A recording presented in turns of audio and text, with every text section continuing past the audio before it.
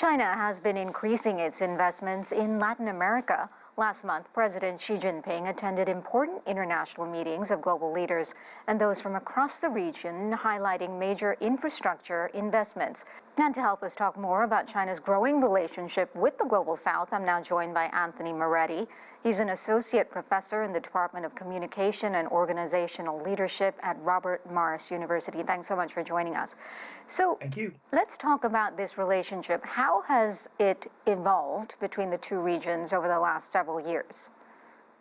I think what is important to remember is that, China's position vis-a-vis the entire Global South is that the relationships that they want to have, meaning bilateral and geographic, are not supposed to be anything like we thought of in sort of the 20th century mentality in which the West came in and sort of dictated how things were going to go.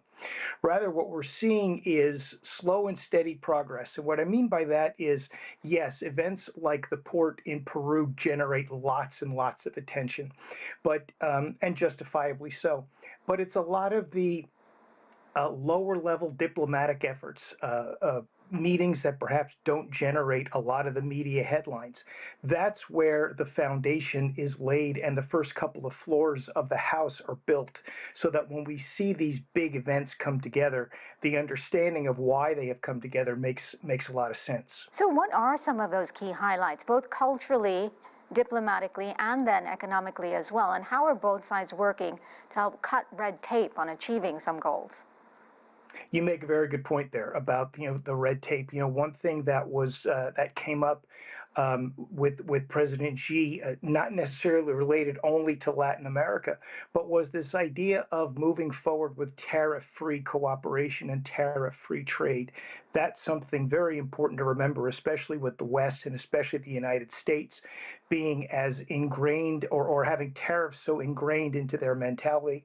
But on top of that, we're seeing commitments to things like development. We're seeing commitment to climate. We're seeing commitment to China's Global Development Initiative, relating to everything from ending poverty to development to ensuring that all peoples benefit.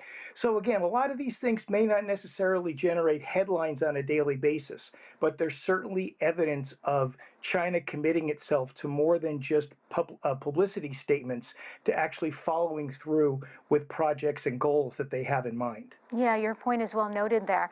I want to talk about infrastructure, because how strong is the collaboration when it comes to that particular sector? Because China has been investing very heavily in that area. Absolutely. And, I think what can happen for a lot of the countries in Latin America, countries in Asia, countries throughout, or Africa rather, and countries throughout the Global South, is China can turn a lens on itself and say, look at what we've done. Look at our infrastructure. Look at our roads. Look particularly at our high-speed rail network. Look at our ports that we've built not only in China, but in places around the world.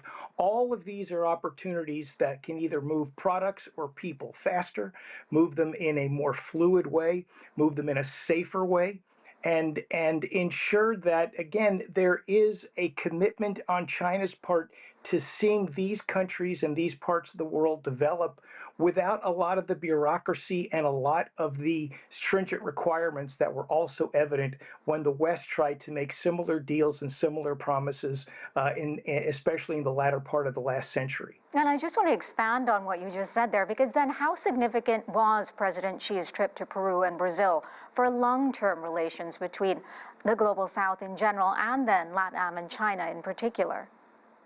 Absolutely. Again, the stop in Peru, granted it was for the APEC summit, but without a doubt, the stop in Peru was highlighted by the opening of the port and all of the celebration associated with that.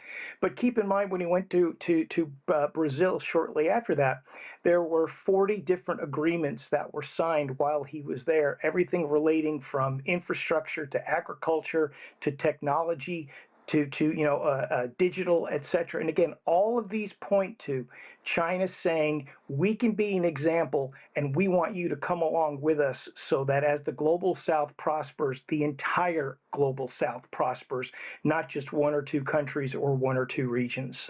And finally, what do you expect to see next year as far as initiatives to further deepen the cooperation between both entities, particularly when it comes to things like agriculture, for example?